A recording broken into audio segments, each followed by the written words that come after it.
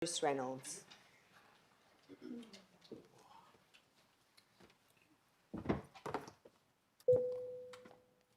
Now, is that the right one? Good afternoon, everyone, and welcome to the City of Perth March 2026 agenda briefing session. I formally declare this meeting open at 5 p.m, and I'd like to respectfully acknowledge the traditional custodians of the land at which we gather, the people from the Whadjuk Noongar Nation, and we pay our respects to elders past, present and emerging. It is a privilege to be standing on Whadjuk Noongar country. CEO, could you please recite the prayer? Almighty God, under whose providence we hold responsibility for this city, grant us wisdom to understand its present needs, foresight to anticipate its future growth, and grace to serve our fellow citizens with integrity and selfless devotion. And to thee be all blessing and glory forever. Amen. Amen. Please be seated. Okay.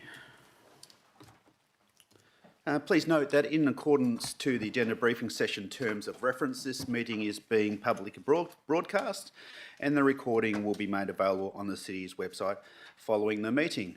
Just also a reminder in regards to participation from the gallery, just refrain from outbursts or commentary if you are not into the seat. So ultimately due respect is given and requested, and if I think there are people who have had previous warnings, there will be no further warnings on outbursts. You will be asked to leave the chamber if behaviour is according. Moving on to item 3, it is attendance. In attendance today we have Councillor Doshi, Councillor Gobbett, Councillor Gonsalves, Councillor Leza, Councillor Ma and Councillor Patton. Councillor Coe has an apology this evening, he is sick, and Councillor Pakin is on approved leave of absence. I'd like to remind members to submit any applications for leave of absence prior to next week's ordinary council meeting. In addition, I'd like to welcome our CEO, all officers in attendance, and any members of the public or media in attendance. Can elected members please acknowledge that they have had sufficient time to read and consider the agenda items presented this evening? Thank you. And also just a quick reminder on mobile phones, and in case of emergency, please pay attention to all directions given by the City of Perth staff. Item 4 is announcements by the Lord Mayor. I don't have any announcements. I do believe the Deputy Lord Mayor would wish to make a statement, so I invite him to speak. Over to you, Deputy Lord Mayor. Thank you, Lord Mayor. I'll just provide for Council's purposes an oath affidavit and statute declaration made under the Oaths Affidavits and Statute Declaration Act 2005 that I, David Gonsalves, 1465 Milligan Street, Perth, Western Australia, occupation is local government councillor, sincerely declare that on February the 24th, 2026, I declared an impartiality in OCM Agenda 17.6 and on 20.1 on the basis that I'd previously made a referral to WorkSafe in relation to matters involving the CEO and the administration. WorkSafe replied and thanked me for contacting about concerns for safety at the City of Perth. They indicated that it had been successfully lodged and provided me with a confidential reference number. My declaration was made in good faith based on the information available to me at the time and to comply with statutory obligations. This declaration is true, and I know that it is an offence to make a declaration knowing that it is false in a material particular. This declaration is made under Oaths Affidavits Statutory Declarations Act 2005, and it was witnessed half an hour ago. I'm happy to provide that to the Lord Mayor through governance. Okay. And I have further copies available. Okay, thank you. If you could please table that to governance. And in light of that statement, and on the advice of the monitor, I will be setting the item 7.3 aside and any deputations on that item. Moving through to number 5, which is disclosures of interest. Sorry, 17.3, did I say that? 17.3. Disclosures of interest. CEO, have any disclosures been received?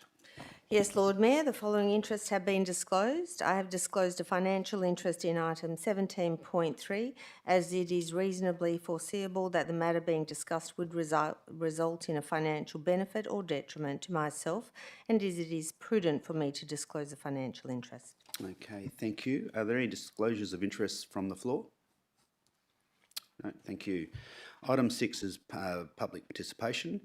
Item 6 and 6.1 is public questions. Public question time will be held next week at our ordinary council meeting. 6.2 is deputations. CEO, are there any deputations?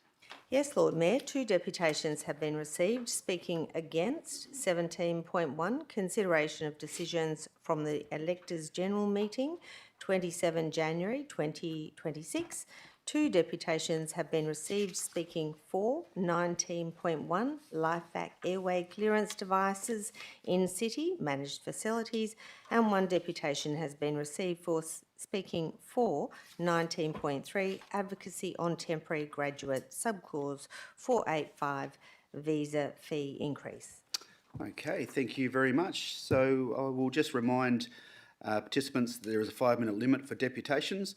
I'd now like to invite Steve Wellard, who is speaking against the recommendation in 17.1, to come forward and to speak accordingly. Good afternoon, everybody. Steve Wellard, ratepayer of 1303 Hay Street, West Perth.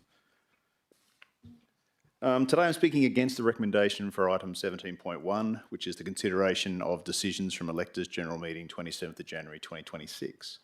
Against the recommendations for decision motions raised by our ratepayers concerned about some tangible issues in the community.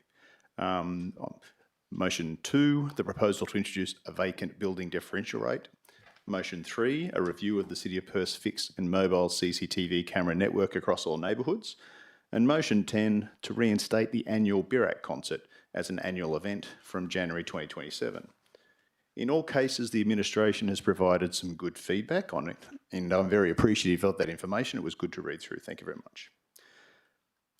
With 4 days until the ordinary council meeting, I'm asking our elected members to reflect on the community feedback raised in the elected general meeting, to ask themselves, what will this new council's legacy reputation be during its 2-year term?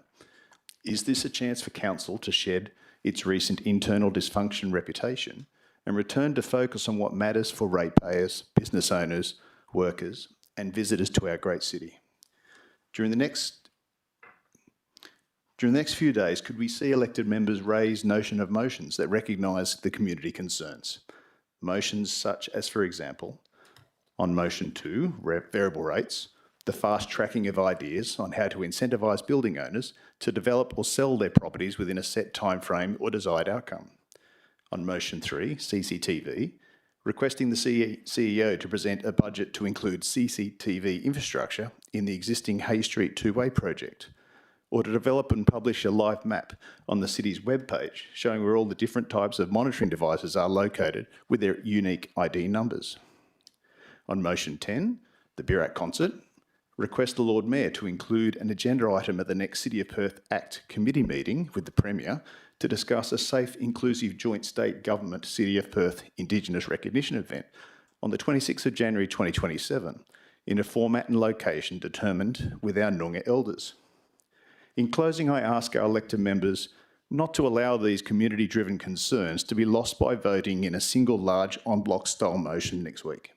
Instead, can we use this opportunity to show Council is listening and focus back on us, your ratepayers, to raise some notice of motions or amendments that move our city along in a much more positive pathway? Thank you. Okay, thank you very much. Do any of the elected members have any questions? Okay, thank you, Steve.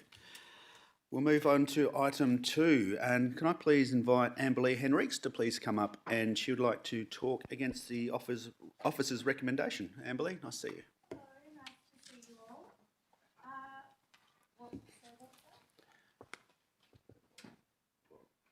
Hello. Ooh. There you go.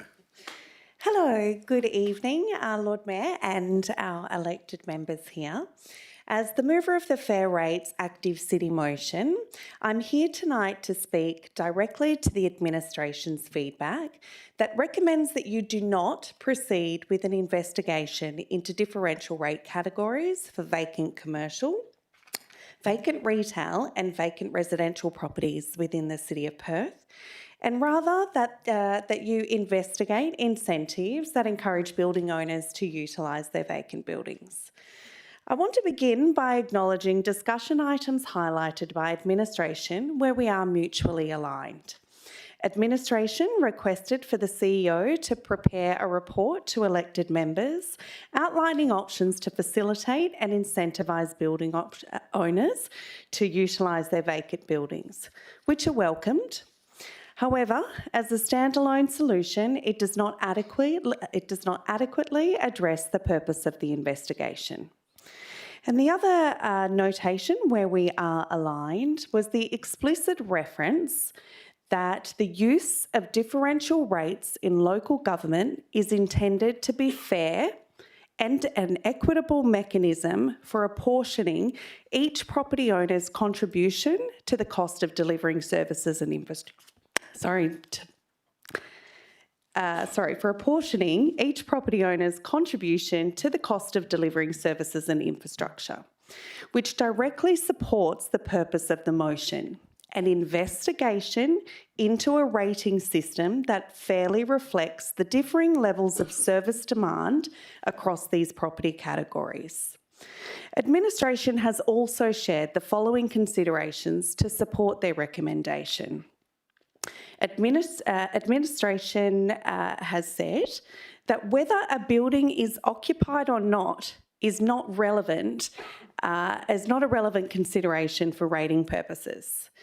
And they have also shared two examples of local governments, Fremantle and Geraldton, who tried but failed to introduce this before. What was not shared with our Lord Mayor and our elected members is an acknowledgement that our neighbouring local government, the City of Vincent, has successfully achieved introducing two differential rates categories, a commercial vacant land and a residential vacant category, as they believe that whether a building is occupied or not is in fact a relevant consideration for rating purposes. So the question is no longer, can this be done? It already is. The question is, do you want to be the council that wasn't prepared to investigate how? The fact that multiple councils have explored this approach reinforces that it is a legitimate and worthy policy for consideration. And as I wrap up this deputation, I'd like to clarify and refine how this motion could be approached. Specifically, to remove any interpretation that it is based on behaviour, to ensure that it aligns with the legislative requirements of the State Administration Tribunal. I also recommend that the investigation be reframed as follows. An investigation to examine the level of service demand associated with different categories of land and determine whether the city rating framework is appropriately structured to reflect those differences in a fair and equitable way. And on closing, I'd also like to remind you that this motion does not call for implementation now. It calls for investigation. As elected members, you're not here to simply follow the administration's recommendations. You are the decision makers. You have the authority and the responsibility to apply your own judgment. And this decision goes beyond this motion. It speaks to good governance because choosing not to investigate when the problem is acknowledged, the community has called for action and comparable approaches already exist, signals a lack of momentum to drive change. Because ultimately, this isn't just about revenue recovery, it's a step towards addressing one of the most significant issues in the City of Perth. Thank you. That is almost perfectly on 5 minutes. Congratulations, that's excellent. Okay, are there any questions from the floor? No. Deputy Lord Mayor. Thanks, Hamerly. I really appreciate that. Just on the basis of what the City of Vincent is doing, can you just clarify whether they are applying that to vacant properties themselves, as in the actual property versus the land? Because you mentioned there that it was vacant land. So, and do you have any more information about how they are doing it? Red button. So the City of Vincent, based on my research, introduced in 2020 two new differential rates categories. One of those was vacant commercial, and the second was vacant residential. So it has been in place with them since 2020. They do have some reference materials on their website as well, which governance could look into as part of the investigation to see how they have determined what is possible and what's not, and also to meet with the SAT requirements. I think you touched on, just in terms of the procedure or the way that is operating there. Is there any alternate models that you would think would work in terms of providing incentives? So instead of a stick approach, a carrot approach, would any incentives help offset that? So what administration has recommended is that the CEO do explore some grants and some incentives, and I support that. I think that that is great, but I don't think that it needs to be a one or the other solution. I think that it's crucial that if other local governments are investigating this as an option, our closest neighbouring local government has actually implemented it. That is my preference for investigation. Thanks. Okay, thank you. Councillor Lisa. Just to be clear, would you be happy if the recommendation was to report back to council ultimately with a report? Would that satisfy your motion? Yes, that's exactly what the motion is calling for, is an investigation. This is just a proposed idea, something that's been observed to be working in another nearby local government. Yes, an investigation and a report would be amazing. Just one final question. Just doing my own research now, it seems that the City of Vincent applies the rationale there that in City of Vincent's own wording, that vacant residential is not limited to a bare block, and that they consider uninhabitable, undeveloped properties as part of the equation. Okay. Is that a way forward? So what my motion is calling for is an investigation into possibilities. I don't have any definitive requests on how much the rates must be different. I don't have any specific requests on exemptions. Respectfully, I think that that's a decision that needs to be investigated by council, not proposed by a ratepayer. Okay, Councillor Patton. Sorry, just a quick question. Are you more concerned about residential or commercial properties in terms of vacancies? Where, if we could prioritise one over the other, where would that lead for you? Great question. I am not concerned or have a preference over one over the other. I mean, obviously it would be more impactful if it was a focus on commercial, because that's, a lot higher in terms of the problems that it faces. However, the motion does call for a thorough investigation across commercial, retail and residential, because it's problematic everywhere. I think I have shared with some of the elected members previously, we have one property on our street and it's problematic. Our cars are getting broken into constantly. We're having to call rangers out all the time because needles are out the front. So something needs to be done. Okay, thank you very much, Amberly. Thank you. Moving on to Jasmine Lacey, please. Is Jasmine here? Hey, Jasmine, how are you? Just please state your name and where your suburb, and proceed when you're ready. My name's Jasmine Lacey. I'm at 128 Mounts Bay Road, Perth. Kaya, I want to acknowledge the Whadjuk Noongar people of the traditional custodians of Burulju, and want to pay my respects to elders past and present. I also want to start by acknowledging I'm not a First Nations person. I'm speaking alongside the voice of Tanisha Bennell, a proud Bibbulmun Noongar yoga and activist who stood with me in passing these motions at the General Electors meeting in January. Tanisha is unable to make it tonight and asked me to share a few words on her behalf to make sure the deputation reflects the intent and leadership of community. We are asking Council to do two practical things tonight. First, to approve and fund the First Nation-led Berak concert or similar event on Jan 26, and second, to replace the words does not support to support in relation to the Reflective Reconciliation Action Plan and RAP working group, or to commit to an alternative framework that delivers the same amount of accountability.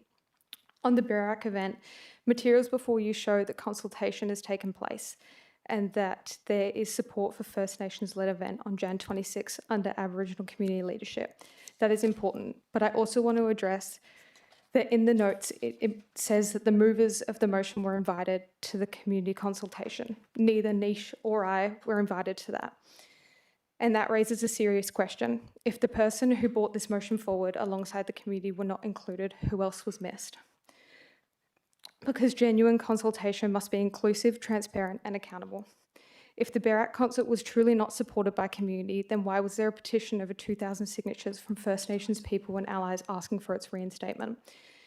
This has never been about the city owning the event. It's about the city enabling it through genuine participation, resourcing and support. And right now, the drafting words doesn't do that. It acknowledges consultation, it acknowledges facilitation, it acknowledges commitment, but it does not require anything to happen. There is no delivery pathway, there's no timeline, and there's critically no budget. Without these elements, this risks becoming symbolic support rather than real. Without a budget, this event will not happen. It is important to note that the Berak concert is not a fringe or new event. It's already been recognised within the city's Cultural Development Plan 2019 to 2029 as programming that acknowledges and celebrates Aboriginal culture on January 26, 2027 through to 2029. This question is not whether it aligns with the city's policies, it's whether the council is prepared to give effect to the commitments it's already made. So the ask is very clear. Require co-design and delivery with First Nations leadership, set a clear report date and allocate a defined budget. Without those elements, council will not make this event real. Without them, it remains in tension. This coming year carries a particular weight with First Nations community as acknowledged in your report, Burulu has been deeply affected by a terrorist attack this year on January 26th. Moments like this shape how people feel about safety, belonging and cohesion in our city. They create a vacuum, and the vacuum will be filled either by silence or division or by something deliberate, visible and grounded in community. Council has chosen how to show up, has a choice on how to show up in these movements. First Nations-led Berak event offers something powerful, truth-telling, community strength and a space for community to come together under Aboriginal leadership. It is not just symbolic, it is necessary. Turning to the second motion, the current recommendations ask Council not to support the establishing of the RAP and RAP working group. That should be reverted. This is not about debating models, it's about accountability. Right now, there is no clear action plan in place that provides defined goals, a clear governance structure, a working group with representation, public reporting, or accountability over time. Without that framework, there is no consistent structure to assure commitments are met, and informal commitments are easily lost. The document referenced the Yakadandju Nullabidi is an agreement. An agreement is just words, a snapshot in time. An action plan is a living document and a working process where accountability and measures are worked through, tracked and reported on. I also want to raise concerns about transparency. At the electors' general meeting, it was stated there is a current RAP in place. In a later phone call, I was told there was no RAP, but the previous one from 2022 to 2024 was being used. And then I was told there was actually no RAP altogether, and the Yakudandju Nullabidi is in place of that plan. These inconsistencies create confusion. This confusion leads to a lack of trust from community about what is actually being done. Reconciliation requires trust, and trust requires transparency and accountability. So this amendment matters, because without a structured action plan with clear commitments, governments and reporting, there is no way for communities to see progress or hold the city accountable. Both of these motions were passed by electors. They reflect community expectations. They were brought forward with and alongside First Nations leadership. Reconciliation is not made through softer language or stepping back.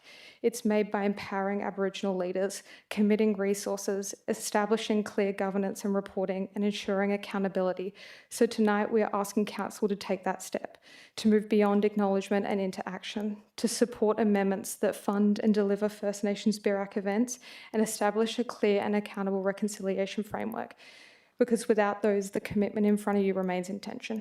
Thank you. to ask any questions. Councillor Leeser.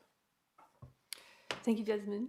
Just a question. Have you spoken to our Aboriginal Advisory Committee about your words tonight and about your motion at the electors meeting? Like I said, this was brought forward at the electors meetings with myself and Tanisha Bennell, who is a proud Bimununga Yorga. We have our dedicated Aboriginal Advisory Committee, the elders, that work closely with the city and advise us a lot. Did you raise it with them? No, I haven't talked to them directly. Councillor Doshi. Can I just ask if this is the right time, the focus group that Jasmine was referring to, have we had any outcome on how that worked out or when it happened and how that was set up, please, from the administration? I'll pop you through to the CEO. Yes, I'll ask our General Manager, Community Development, to respond. Thank you. Sorry, Lord Mayor. I thought, just to clarify, is deputations only for questions to the person giving the deputation rather than an opportunity to ask questions Look, of I the think admin? in the context, I've got a feeling Jasmine would actually like to hear the answer to that question. Is that a fair? Just wanted to find. I think my point. Sorry, my point here is that there is more than ample opportunity for councillors to ask questions during reports and for the administration to respond accordingly. And deputations, however, are limited and they are specifically for the purpose of community providing their deputation to council. Yeah, I'm going to allow the question. I take your point, and we'll just be careful moving forward. But I think, from Jasmine's point of view, I think it would be worthwhile listening to the answer to that one. Through to CEO. Thank you. Through to the General Manager, please. Thank you, and through the Lord Mayor. So it was a workshop that was held, facilitated by Canberra Services, and we had a range of Aboriginal people come and attend from our Elders Advisory Group, elders in the community, artists and performers, and youth to cover a wide range of aspects.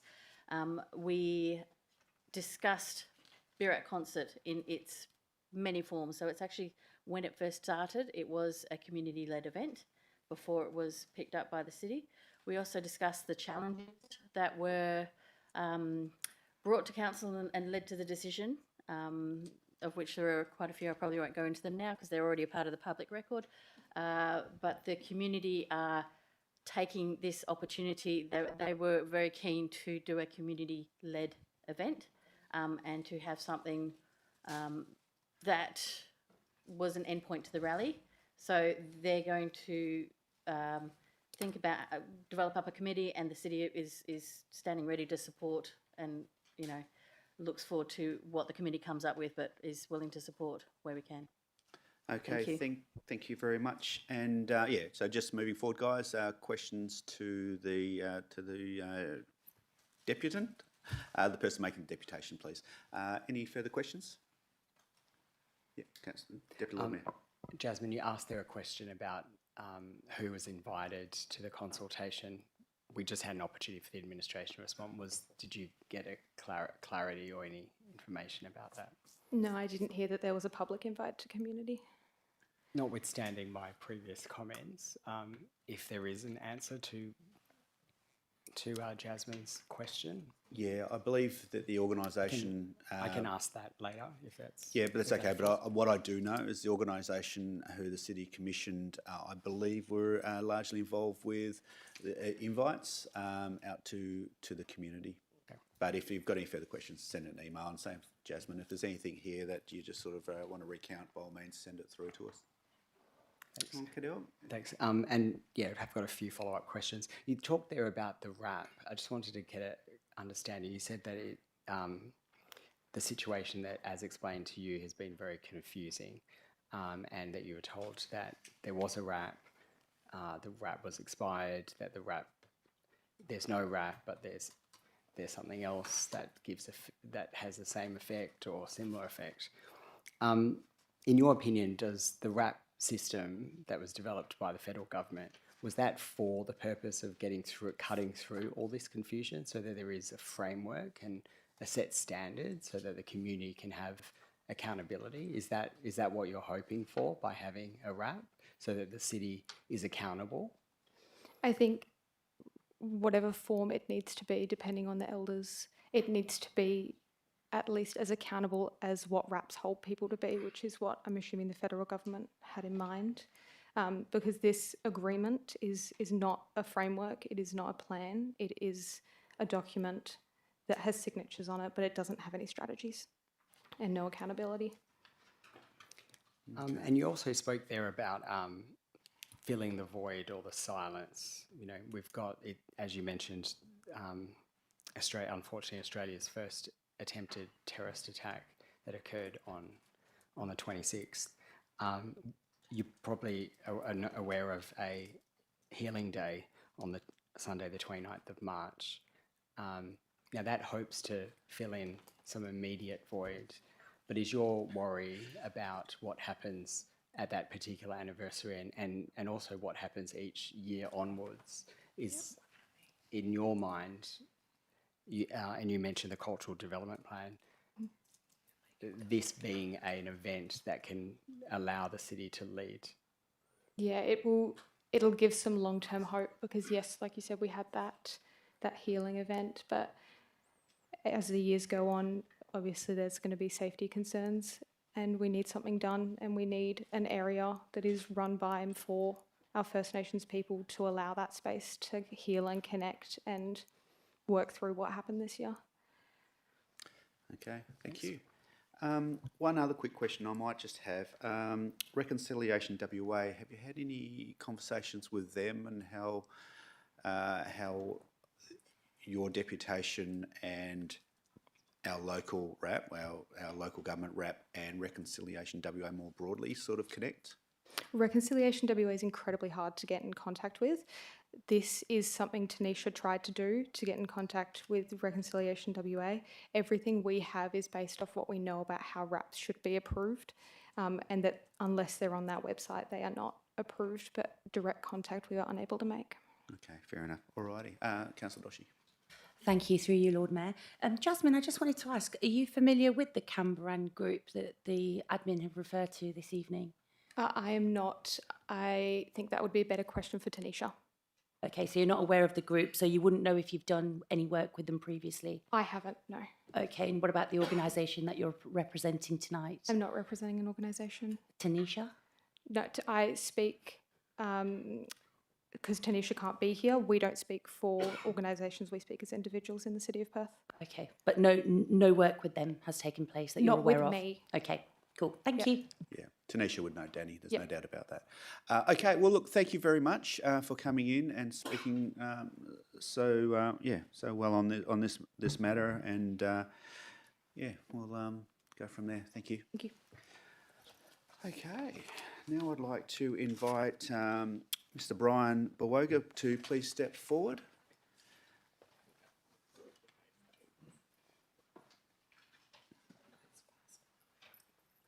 Hey, Brian, how are you? Just your name and your suburb, please. Yeah, my name is Brian Borger, all the way from Joondalup City. Good to see you, mate. Thank you very much. Just want to acknowledge, thank you for the opportunity to speak here tonight. Thank you for the councillors to hear my little bit of story over here. I come as a physical representation of people who have lost life through choking. This is my son. His name is Zaire, but we used to call him Zaza. Unfortunately, 2 years ago, he passed away when one of his best mates gave him grapes. Unfortunately, as a dad, I was there and I was able to do CPR. 2 months prior, I had the opportunity to do my training with St. John's Ambulance. In a matter of 4 minutes, my son was dead. My eldest son, Alex, was there. I was in a mother's group, a single dad with 2 boys. January 15th changed my life completely. I never thought I would be here. I've been given a CEO job where I never applied for it. I never wanted it. But unfortunately, right now, it's the job which gives me a purpose. I've been doing this for the last almost 2 years. This is my 17th council house that I've gone to talk about my crazy idea. So that's the background story. I never wanted to be here. I almost committed suicide 4 times after losing my 22-month-old son. The first responder from Hillary's police station, I keep in touch with her. After 2 months, she resigned because she couldn't bear to continue with the job she was doing. In Australia, almost 1,700 people lose their life from choking. We know all the stories about an ambulance. An ambulance will never save you. It took 20 minutes for my ambulance to come and help my son. But within 4 minutes, he already gave me a smile to tell me, Dad, that's okay. You've already broken my ribs and there's nothing you can do.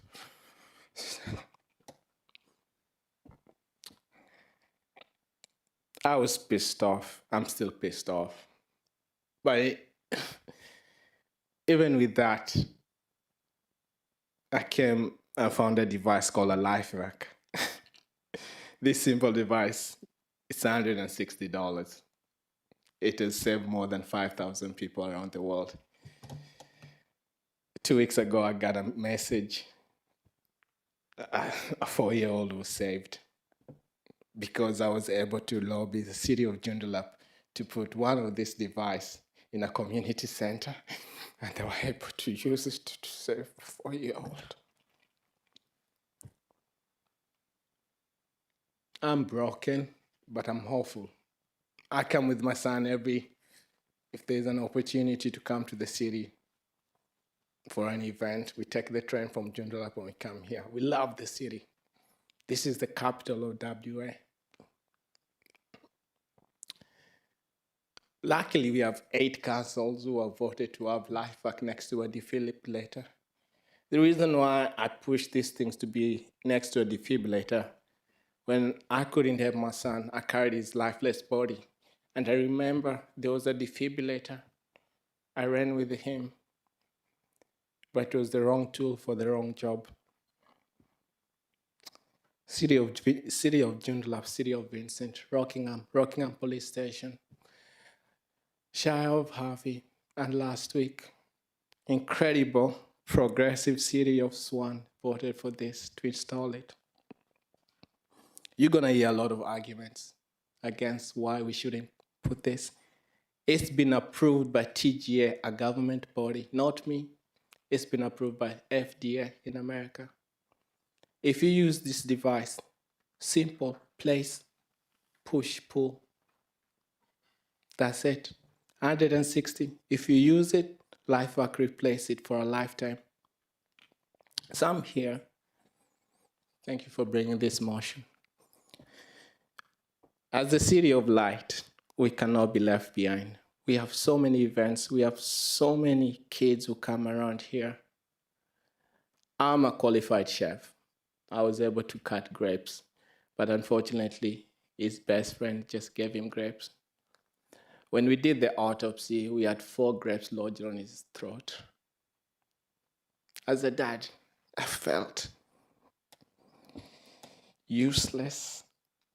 But after attempting suicide 2 times, I decided I'm not going anywhere. So I opened a charity called Zaza's Legacy Choking Prevention Australia.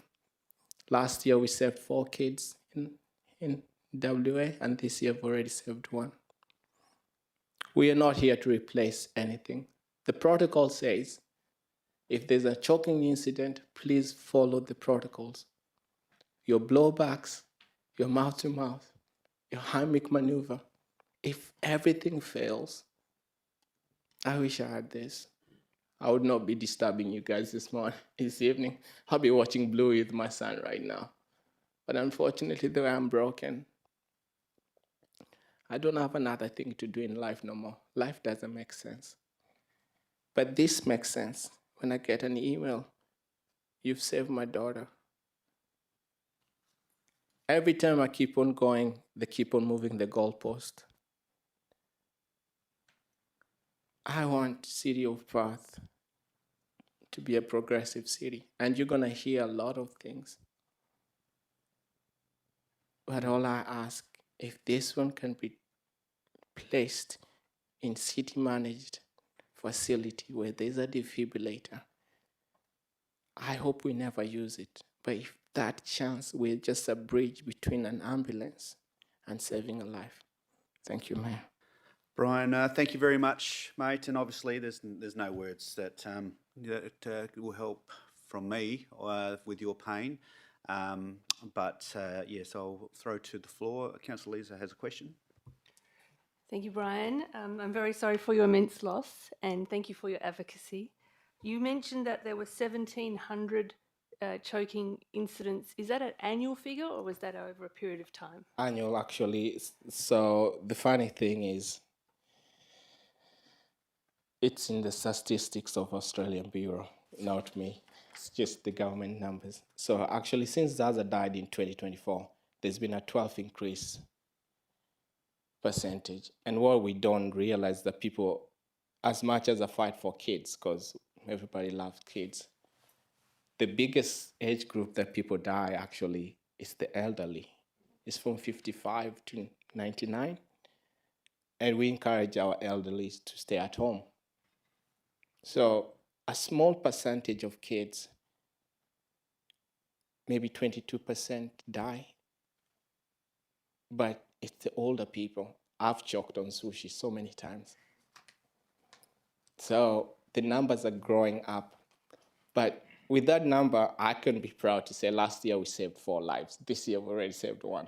So I'm not gonna prevent all choking deaths. I'm not gonna say that we're gonna save everybody, unfortunately. But all I'm saying, I want those numbers to go down. I don't want somebody to go to Bunnings and buy a rope. And you want to tap out. Thank you. Any further questions, Deputy Lord Mayor? And then Councillor Patton. Yeah, really thank you for your advocacy and the impact and purpose that you're making. You mentioned there around 10,700 people have signed the petition, which is an amazing effort. I'm wondering what are people advocating for in terms of the best placement of the device? Is it in? So the funny thing is, like, you go crazy when you lose a kid. So I'm a little bit nuts, in a good way. I looked at everything which didn't work out for me. The coroners were. That's another story. I'm fighting with them. I decided when I woke up at 2 in the morning when I didn't want to be here no more, I'm going to change this when I looked at the numbers. So I said, I'm going to start a petition. So actually my petition was first to involve the community. So I involved the community. I got 10,000 votes.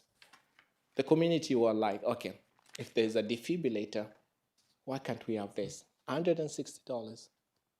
That's it.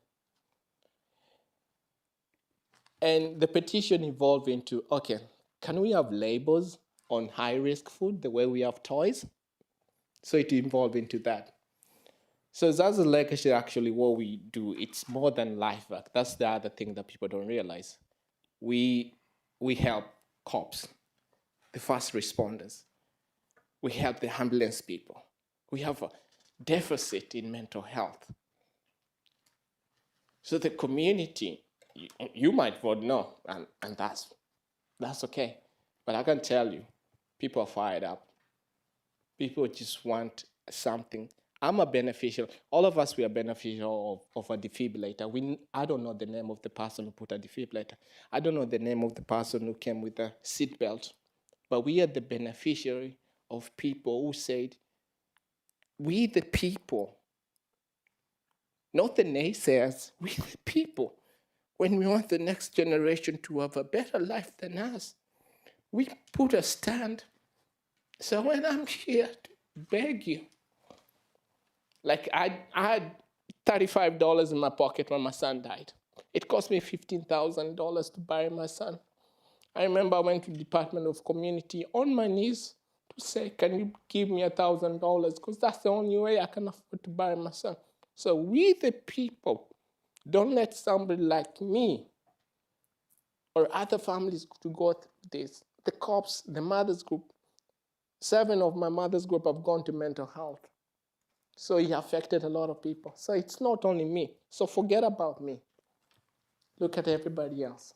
Yeah, no, fair point. Thank you for explaining that it's a community-led effort and passion. There's a lot of passion there. I'm wondering, is there, in terms of priority areas to have, you said already explained about having it next to defibrillators, but is there any particular high-risk areas that it would be useful for us to consider, like the libraries and community centres? Yeah, so most of the places, like, not trying to get anything up from anybody. If you've been in a mother's group, most of the time, I spend my times at the libraries, the community centers. That's where you go. And I can tell you, kids are amazing. You'll take 2 seconds of your eyes and they'll be somewhere else doing something. They put things in their mouth where they're not supposed to, right? So the city of Joondalup, 2 weeks ago, it saved a 4-year-old at a community center because the mom had a birthday and she put the old sausage in her mouth. So high-risk area is where frequently visited by people. And here in city of Perth, you all do a lot of events. Elizabeth Keys, you all do, there's thousands. New Year's, Chinese New Year's, there's so many things. I'm a beneficiary of that because I come with my son. I see kids running with food, kids sharing food. So high-risk areas is where, like city of Joondalup, what they do, if there's an event, there's an officer who has one just patrolling, but they have put them City of Vincent, leisure centers, they've put them in the libraries. Those are the places, but I've already donated 300 in schools and daycares out of my own pocket. And I'm about to sell my car because when you get obsessed and you just wanna equip everything, but I can't do it myself. So if we are the city of light, and you guys gonna hear a lot of naysayers, you're gonna be told it shouldn't be put here. But I can tell you this, if we get this one here, it's unstoppable. All right, thank you, Councillor Patton. No, you're okay. Councillor Gobbett. Thank you, Brian. Look, I won't bore you with some of the boring government I'm side used of to things. it. I trust you are by now, no doubt. So there's an industry body called WALGA that represents the whole of local government as an industry, and at the November 20 meeting, the meetings that I go to on behalf of the city, it was resolved to request the health department investigate the feasibility of airway cleaning devices and report back, so that the whole of local government could form an opinion, not just relying on you one by one. Have you been contacted at all? No, I'm not actually. It'd be so nice because what I'm proud of City of Perth. You guys are doing your agenda at 5 o'clock. I've been to other councils where they start at 6:30. I've been to Rockingham until 1 in the morning. Drives me an hour. I've been to City of Swan where we go until 12. I've been at the gallery by myself. So I'm the man in the arena. I stay. That will help me if I can be able. Right now, I've just hired somebody to stay with my elder son, and he understands. My son understands this more than anybody. I said, he's gone with me 7 of them, but I don't want to take his childhood away. And tonight I say, Alex, you know what daddy needs to do. It's about life back. Yes, son. I cannot, if you don't want me to go, I'll stay with you. I can read your book. And say, Dad, you know what? I don't want anybody else to miss their brother the way I miss Zaza. So you go. 6-year-old who's pushing me. So if you guys resolve that, it gives me back my father. It gives me to be a dad again, so I can stay at home. So I've not heard from anybody. It's a news to me. So, Brian, what we might do is Councillor Gobbett offline might be able to send you an email, some contact details at Welga. So that might have some more levers at play than just you having to go around from to council. So with that, thank you for your time, and again, really sorry for your loss, but not that your son would be really proud of you. So thank you, mate. Thank you. I'd like to now invite Nathaniel Pickett, who will be speaking for item 19.1. If Nathaniel was here, speaking for the notice of motion. Nathaniel, if you could just name and suburb, please, mate, and fire away. So Nathaniel Pickett of Darlington. Yeah. All good to go? Yeah, good to go. Cool. Thank you, everyone, for listening to this motion for the Life Act. I can just give a little background about myself and why I'm here, and then just speak on what I have to say. So I'm the owner of the Inspired Collective. We offer nationally recognised training for first aid, CPR, childcare first aid, and baby first aid sessions. My past history, served 6 years in the Defence Force, and history in emergency services in private industrial and mining sectors. So Brian and I stumbled paths when we were doing a free public workshop, and just been advocating and doing as much as I can alongside himself, as well as all of his other supporters. So as a training provider, I demonstrate the Life Act as a last resort airway clearance option during training sessions. My position is informed by both professional operational experience and personal experience, as well as I have 2 kids, almost 3-year-old and 16-month-old little girl. Every member or every family, extended family, has access to a device. We've given them all devices, so we have lovely peace of mind for all the new infants coming into the world, as well as the elderly that are in my family. So concern the importance of access to anti-choking devices in the city of Swan, as Brian was speaking about these statistics which regularly get updated. It is a massive leading cause with choking. Australians die from choking and suffocation-related instances. May occur in everyday environments such as homes, childcare settings, aged care facilities, restaurants and public venues, and I think that can speak a little bit onto the high priority areas is the main train stations, obviously where there's security present, and places where there's assistance that can be sort of directed into a certain place. So being the library, the community centres, aquatic centres, the main train stations where there's the most amount of foot traffic, as well as some assistance if if they don't know it's there, obviously security guards and staff like that can guide them and obviously know that they have access to it.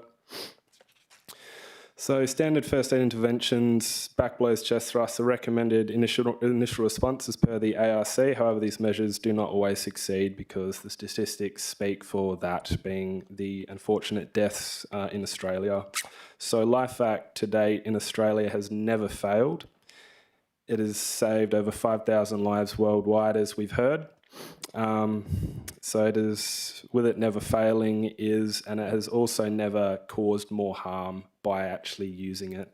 So that's an interesting one to hold on to there. The biggest reason I'm speaking is irreversible hypoxic brain injury may begin approximately 4 to 6 minutes without oxygen. Death becomes increasingly likely after 8 to 10 minutes without efficient oxygen and approximate standard ambulance, depending the suburb, all dependent, just an approximation, but it can be up to and exceeding 15 minutes, depending on the time of day. Documented real-world outcome, I share one of the stories Brian was actually talking about, which was quite heartwarming. We got a call from the CEO of Life Act, obviously not naming said childcare centre, but following a training session delivered to a childcare centre, which fell under a Shire actually, Shire at-home daycare facility. So the at-home daycare facility is next to a childcare centre. They since purchased one, since I used it in a training session. Shortly afterwards, we got a call from the CEO, a 19-month-old choked on a piece of apple in the nursery area, resulting in a complete airway obstruction. Staff immediately implemented standard first aid procedures, being chest thrust back blows. However, these measures were unsuccessful in clearing the blockage. The centre then deployed the LifeVac, which successfully removed the obstruction. On use, the child's airway was cleared and the child's life was saved. The parents' words were that that was the only thing that saved the child's life, which was not directly doing it, but it warmed your heart a little bit, having a personal story to go with that, and just doing what I'm doing with the first aid. We've done something good there, which was quite heartwarming. So I endorse it. I train it in my sessions. I'm a massive advocate for it. There's one of two devices, airway clearance devices with ARC. Not with ARC, with ARTG, obviously being part of the Department of Health classes 1 through to 4 in the in vitro diagnostic medical device. This is a class 1, being the safest possible. It couldn't be any safer under that type of device it is, with the definition under the regulation being no public health risk or low personal risk. Why this matters to the City of Perth: with the LifeVac, choking emergencies can occur anywhere: community centres, libraries, aquatic centres, sporting venues, childcare venues, aged care programs and public events. Having access to a last resort airway clearance device can make the difference between life and death. With conventional first aid alone is not enough. With the conclusion being the LifeVac represents a practical, low-cost intervention that can be deployed rapidly in life-threatening choking emergencies.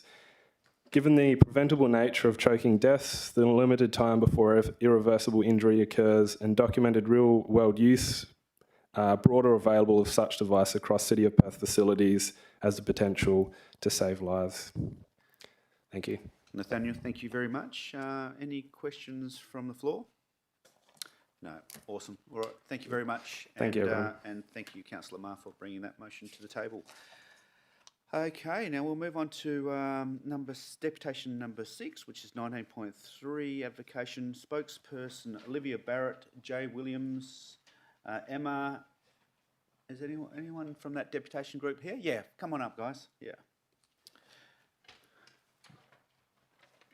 Hello, how are you? Good, yourself? Yeah, good. I'm Got Jay 5 minutes, so from the go town of for your Vic life. Park. No And just worries. Name and suburb. Jay from the town of Victoria Park. Good evening, Lord Mayor, Deputy Lord Mayor and councillors. My name's Jay and I'm the President of the Postgraduate Students Association at UWA. I represent thousands of international postgraduate students who live, study and contribute right here in the City of Perth and beyond.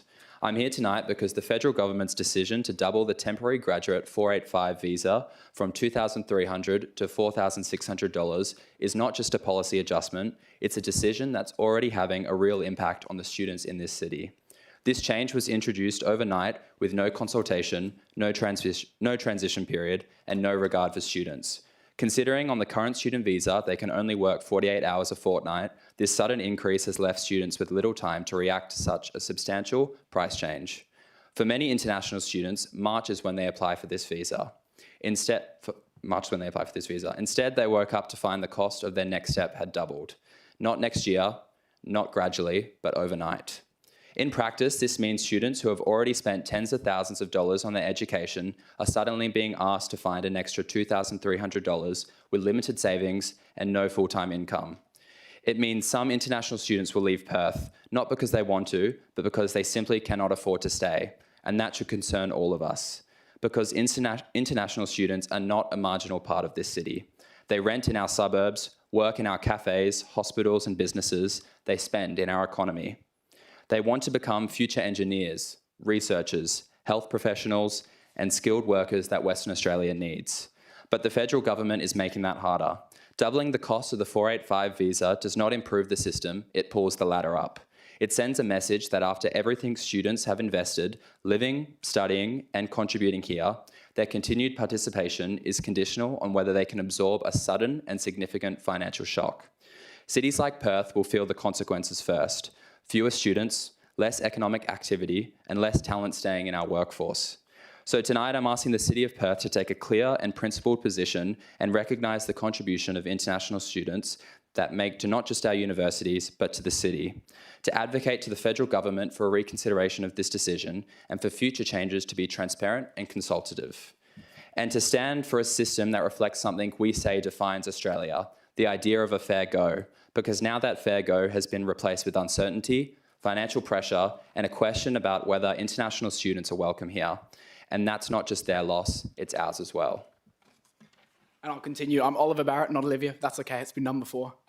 Good evening all, and thank you for having us to speak to the motion in front of you. At face value, the decision to double these visa fees seems like one that will only affect international students. And this is an easy, but maybe less considered view to take. My name is Oliver Barrett, and I'm the president of the UWA Student Guild this year. I represent over 25,000 students, 38% of whom are international students. Jay has spoken on the significant and troubling effect on international students, so I will leave that. Instead, I will focus on the broader culture issues that this is a symptom of. If you aren't aware, the Racism at Uni report was released this year, and it spoke to the extraordinary influence that Australian universities have in shaping the minds and culture of our younger generation. Its findings also alarmingly indicate that racism is experienced or witnessed by a substantial proportion of university communities, and the Commission characterises racism as both interpersonal and structural in nature, embedded within institutional systems, cultures, and practices rather than confined to isolated incidents. In light of this, I find it incredibly concerning to see a decision made by the government that reinforces the institutional normalisation of treating international students as an opportunity to make money rather than the real people that they are. Culture is led from the top down, and when our government continues to treat our international students with no regard for the financial well-being, mental health, and general comfortability living in Australia, it sends a message to all students. And that message is not one of acceptance, inclusivity, or respect.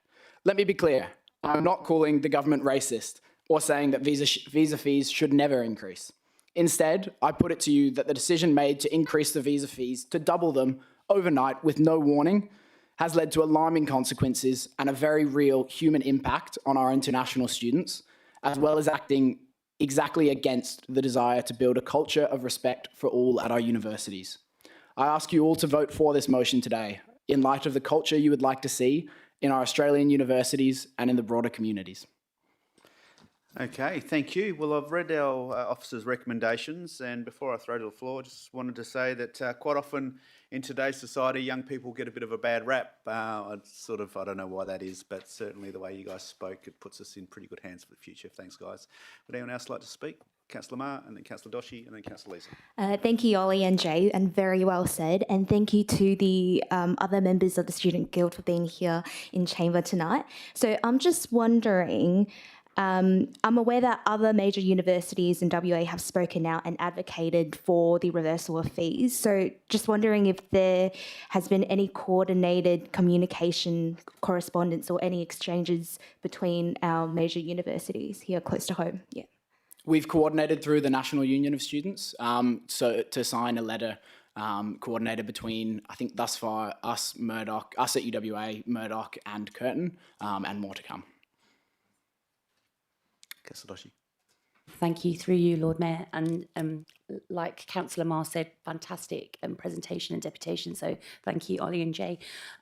I just wanted to ask if you have actually reached out to the Councillor Corp here in Perth, so your different consulates, because I've actually had a meeting with the Consul General of India recently, and that was something that she felt very strongly about and to advocate, because again, it's the international student demographic that always get the bad end of the deal, if that's what we want to call it. But she was very interested, and advocacy from the Councillor Corp would be massive, because I think that also is very closer to sort of that federal level compared to local. So it just had to have another bow on that string. It would be a great thing to do. So I don't know if you want to reach out, we can get you some details on yes, that. Please. Yes, yeah, because I already know about 3 that are. Yeah, so our ED department might be able to help you with that, actually. It's a good suggestion. Councillor Lisa. Thank you. Do you know if visas across the board doubled, or was it only student visas? So this isn't. This isn't the 500 visa, which is the student visa to live and study during your degree. This is the graduate visa. So after you finish your degree, to stay on another 18 months in Australia. And I believe the associate visa fees doubled. So for family members as well, it's my understanding. Okay, so it's probably that Sorry, I will do some research now that I've heard that question. But is it that visa fees have gone up across the board? Do you think? I'm not sure. I haven't. I'm not up to date on the 500 visa, but yeah. Councillor Patton. And just confirming the graduate visa, so that does limit the students to 20 hours a week, is it? Is that what you were saying before, that there's a limitation to the hours that they can work on this visa? Well, with the student visa that they would be on before they apply for the graduate visa, they can only work 48 hours a fortnight on that visa. Then this visa is for them to stay here for 18 months, which would enable them to work full time. So no, that's not this visa. It's the one they'd be working on beforehand. Thank you. Deputy Lord Mayor. Thanks. I'm excited to see the shared solidarity between students and voicing concerns that many students who are from international backgrounds may not be able to share themselves. I wanted to ask, in terms of visa pathways, Perth is placed in a regional category for migration purposes. I don't believe that that's being offered here. Would a reduced category, reduced rate rather, where Perth and other regional areas pay the original amount, would that at least get us as a city, and it might still be inequitable for many international students across Australia, and I appreciate NUS's work there, but would that at least provide some basis for and some advancement here? I think any action is speaking to a broad culture of inclusivity and respect. I think this is a great opportunity for the City of Perth Council and the councillors to make a statement as to the position on what they think for international students. Certainly it wouldn't be the ideal if it was only Perth and the surrounding regions, but it would definitely be a great step in the right direction. Thanks. Okay, well, thank you very much, gents, and to your broader team for coming in. That concludes deputations, ladies and gentlemen. So now we'll move on to items 7 through to 10, which will be dealt in the next ordinary council meeting. That is confirmation of minutes, questions by members for which due notice has been given, correspondence and petitions. We now move on to our reports. Lord Mayor, sorry to interrupt. Just during the deputation, there was a few items mentioned that I wasn't aware of in terms of declarations, and if it's the right opportunity to do so, I'd like to update my declaration interests. On items that we spoke on? Related to the relating to item 19.3 that has been certain details have been discussed during the deputation. That 19.3, which is Yep, that's fine. Go ahead with your interest type. Thanks.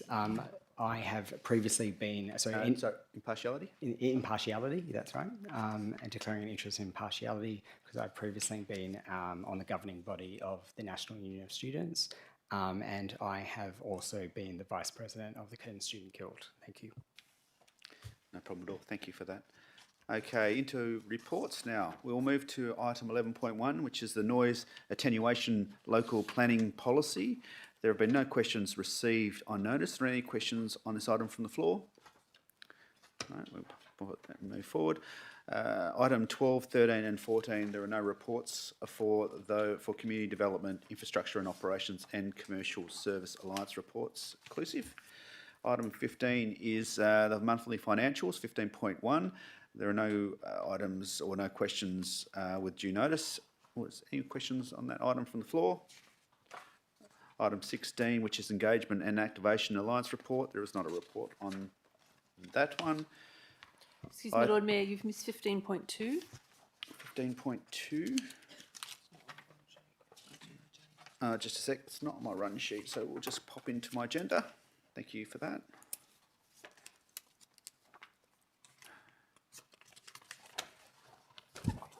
Okay, schedule of accounts paid for January 2026. There are no questions, I assume, with notice.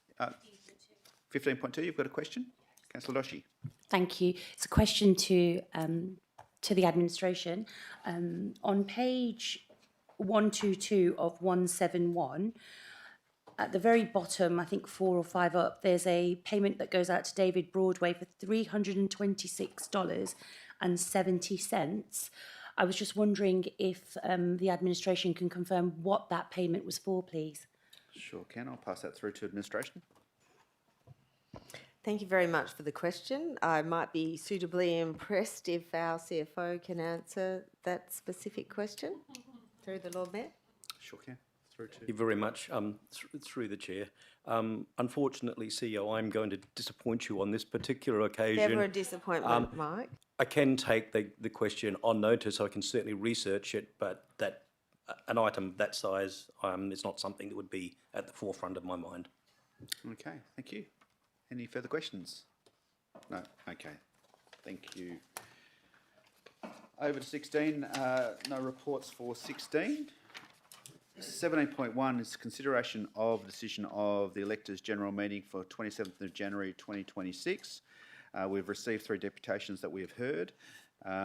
Councillor, the Deputy Lord Mayor has 20 questions with notice. Councillor, I think some of those have been taken on notice. Was there anything further from your end? Yep, thank you. Just to clarify that I did not receive any response in the elected members' questions register. Has there been any update, or am I taking that? Yep. Have they all been taken on notice? They're all been taken on notice. They came in a bit late. There was just a few of them for the guys to go through. And just to clarify, is that I did provide it before the timeline in the standing orders? Yep, that's fine. Is when it's been referred to as late, is it? It's all I can say is that they've received them and they're taken on notice and they will be answered. Okay, and just to clarify that, I did submit it before the standing orders requirement.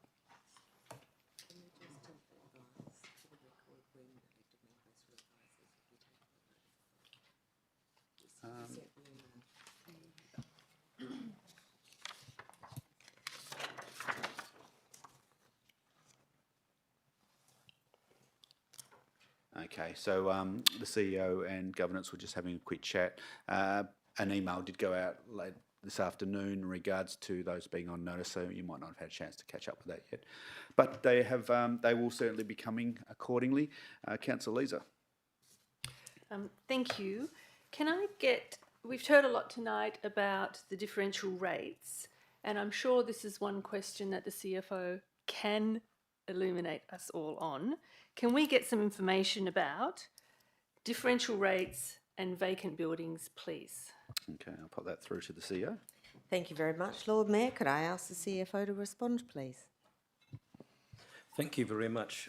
Through the chair, yes, this is a very important clarification to seek. Rating of land is not only a highly legislative situation, but there are very specific characteristics that need to be considered when establishing a type of differential rate.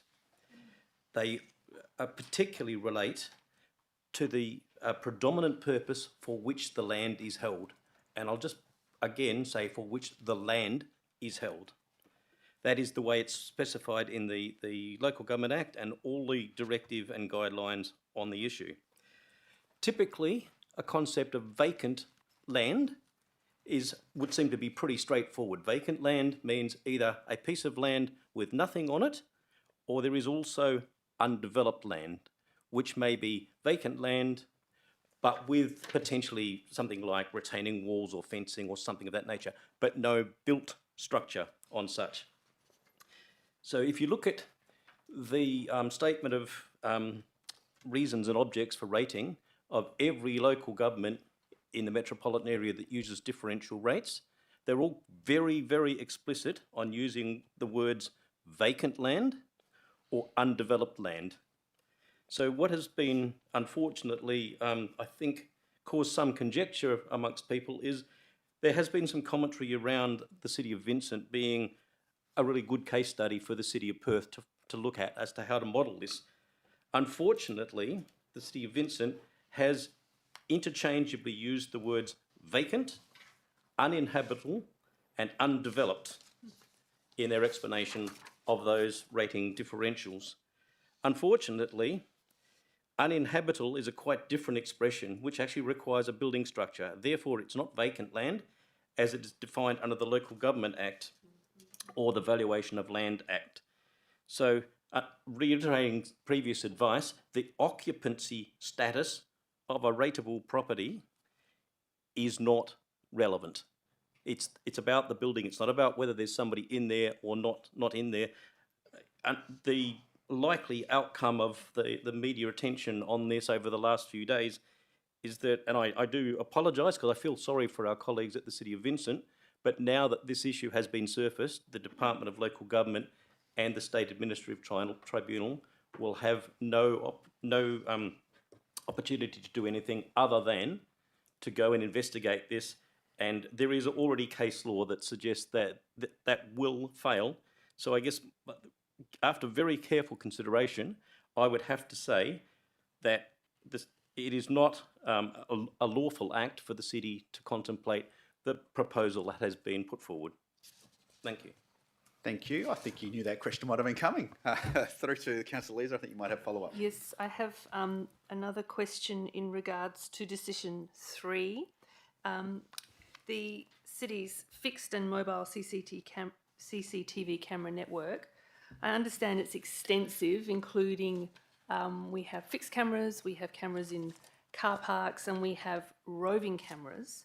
Can we get some commentary on this decision to not support, please? Thank you. Through to the CEO. Thank you very much. If I could invite the General Manager at Community Development to say a few words. Thank you. Thank you. Okay, so the city already maintains an extensive CCTV network, as you mentioned, and is currently prioritising expanding our mobile CCTV network capability, particularly through the purchase and deployment of CCTV towers. We also did a review that was independently conducted in over 24-25, which was reported to elected members through an EMES in 2025. And further, thank you. And in response to decision 10, which is about the Barack concert, can we get just some commentary? I know that elected members have had substantial information about this, but it would be helpful, I think, for the people in the gallery to understand a little bit more. If the CEO could enlighten us, please. Through to the CEO.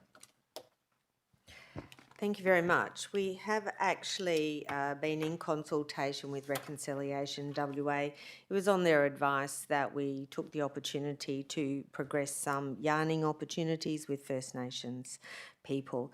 We were grateful to have that opportunity, and I think some of the takeaway messages was that there is obviously great healing required and an ongoing effort from all parties post the terrorist attack on the 26th of January.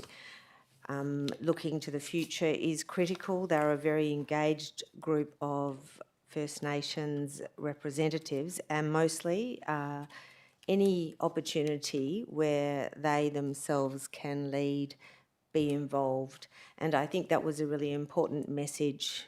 My takeaway anyway from the city is that something that is led by community for community and celebrates culture is a very strong driver and a request. And now, as was mentioned earlier, we will be continuing to work with our elders, First Nations, Reconciliation WA and others to examine what that might look like into the future. And this will be something we hope to put forward as part of our budget briefing to elected members in coming weeks. Thank you. Thank you, CEO. And just to follow on, the next part of that question really is the reconciliation plan. And we've been involved over the many years. I've been a councillor in multiple groups and the advisory group and the working agreement and everything. Can we just get some clarification background, especially for our people in the gallery? Okay, through the CEO. Thank you very much, Lord Mayor. Through to the General Manager, Community Development. Thank you, and through you, Lord Mayor. So the City of Perth, when we were engaging with our elders as the our current reconciliation plan, and I say not reconciliation action plan because that's the Reconciliation Australia's intellectual property. We have a reconciliation plan. And I think that's where some of the confusion in the community, and something we will definitely take under notice when we're renaming our new document.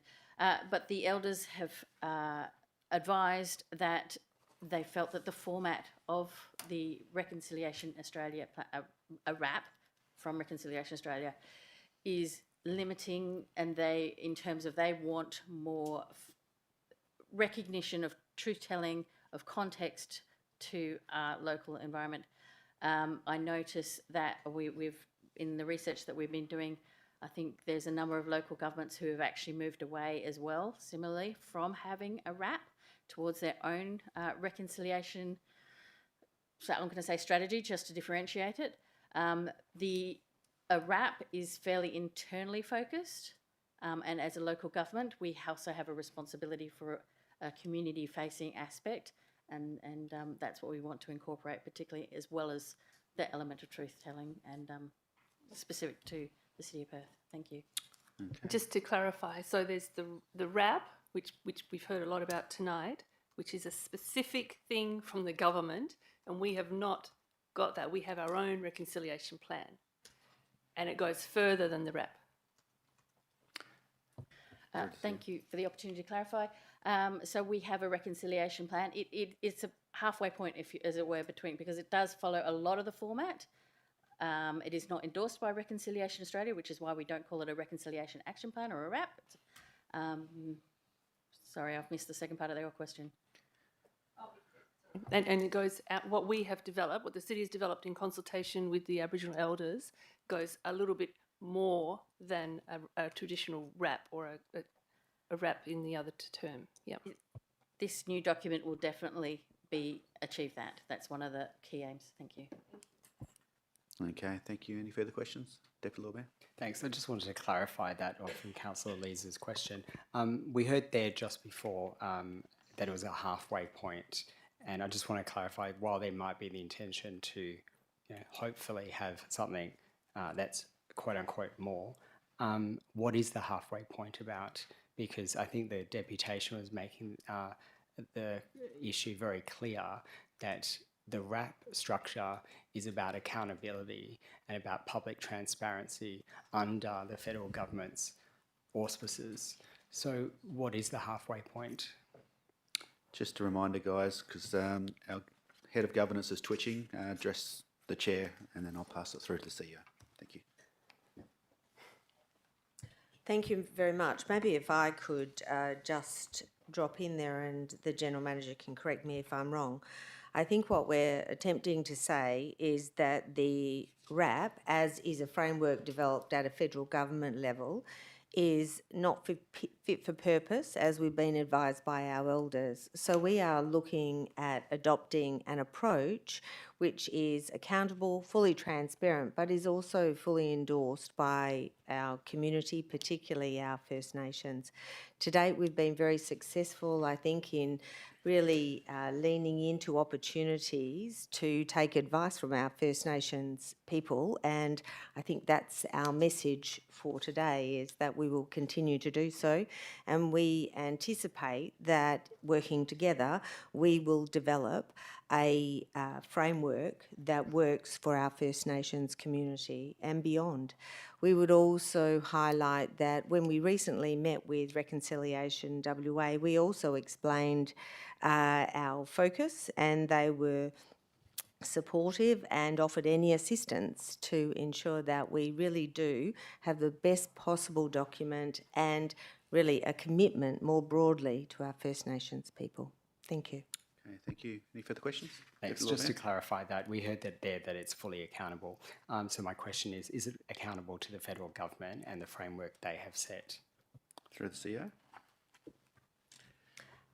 I think the framework, I might be repeating myself, my apologies if I am, but the federal government have a, without sounding derogatory, a framework or a template, and what we are looking to develop is something that is specific to our needs and our First Nations communities on their advice. Okay, thank you. Thanks. My other question is where the matter engages cultural authority, land, heritage, or representation of country, does the city recognise that it should be engaging relevant Noongar corporations established under the Southwest Native Title Settlement, in this case the Whadjuk Aboriginal Corporation, as the appropriate traditional owners and representatives, and has that been done? Okay, thank you. Through the CEO. I'll take that on notice because I think, as the General Manager has indicated, we're in a formative stage at the moment. So I would suggest that the key stakeholders are many and varied, and we will ensure we engage appropriately. Okay, thank you. Thank you. And just to follow up, that I would really appreciate what steps have been taken to engage with the Whadjuk Aboriginal Corporation, which is, as I mentioned, the traditional owner representative on the Southwest Native Title Settlement Agreement. And any detail about what steps have been taken and what mechanisms are in place to ensure that all First Nation voices continue to shape our city's approach. Okay, thank you. Through the CEO. Thank you. I think we've answered that question. And just the last question is the member that provided the deputation, Jazz, did ask the very specific question as to why the mover and the seconder of the electors' motion were not invited to the consultation held, I think, last Monday. Council was only provided notice of it half an hour after the meeting started. Is there a reason why the mover of the seconder of such an important electors' motion was not invited for consultation? Through the CEO. If I could ask the General Manager, Community Development, to respond, please. Thank you, and through the Lord Mayor, we did attempt, or through the Camberang, attempted to invite Walter Maguire, who was part of that EGM. It was very specific to First Nations people, the workshop, and we gave the Camberang the broad list of who that we want to attend. It's in types of Aboriginal people, to ensure elders, to ensure that our City of Perth elders, to ensure that, so community elders and our elders, youth and performers and artists were invited, and we had a limit on it. So we were guided by what Camberang were providing in that instance. Thank you.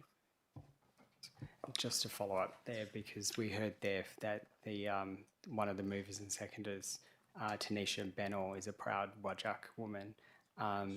Is there any reason why they weren't able to be invited? I think that's, to be fair, that's a repeat of the previous question. So, have you got any others? Okay, all right, let's wrap that one up, guys. Okay, now where are we? We're moving to item 17.2, which is the amending the terms of reference for council committee members, which is the recordings of meeting. We haven't received any questions with notice. Are there any questions on that one from the floor? Okay, thank you. 17.3, as I mentioned earlier, has been set aside. 18 is committee reports. There are no committee reports. 19 is motions for which previous notice has been given. 19.1, notice of motion for the LiveVac airway clearance device in city managed facilities. We have had two deputations that we heard from earlier this evening. Are there any questions with notice? No questions with with notice. Any questions further from the floor on that one? Deputy Lord Mayor. Thanks. I asked in the deputation there what priority areas. I noticed that it does say city managed facilities, but what would be the priority areas within the community where there is the highest risk and where these devices can be most beneficial? All right. I'm going to take that one on notice because ultimately that would take a little bit of research. But you can imagine it's going to be libraries. It might be down where DFABs are probably a fairly good indicator because they've done a lot of the work to work out where they would go. But if administration would like to take that on notice, I think that would be handy. Any further questions on that one? No, thank you. Okay, 19.2, which is the appointment of additional members to the CEO Performance Review Committee. We haven't received any questions with notice. Are there any questions on that one from the floor? No, thank you. Item 19.3, notice of motion for the advocacy of temporary graduates visa fee increase, subclass 485. No questions with notice. Any further questions on that one from the floor? Just just the question that I proposed there, that around there are certain visa classes that enable or prioritise different cities and regional areas. Perth is considered, I believe, under some visa categories, a regional area for the purposes of education and migration. And I'm happy for this to be taken on notice, is one avenue of advocacy to advocate that the fees be kept at the same level and a separate zone be created that Perth would benefit from. Yeah, fair enough. I don't think administration will have a position on that one, so we might have to take that one on notice. Okay. All right, let's move to item 20, which matters for which the meeting may be closed. There are no matters. Urgent business. There are no urgent business tonight. Being no further business, ladies and gentlemen, item 22. Lord Mayor, sorry, can I interrupt for 1 second? Apologise. When you said that 17.3 was set aside, can I have a reference from the Act regarding that, please? There is no reference from the Act. I'm acting on the statement that the Deputy Lord Mayor made and also advice from the Monitor. Thank you. Okay. Item 22, there's no further business. So I now declare the agenda briefing session closed at 6:31 p.m. Thank you, everyone. Good to see you all. Please all rise for the Lord Mayor Bruce Reynolds.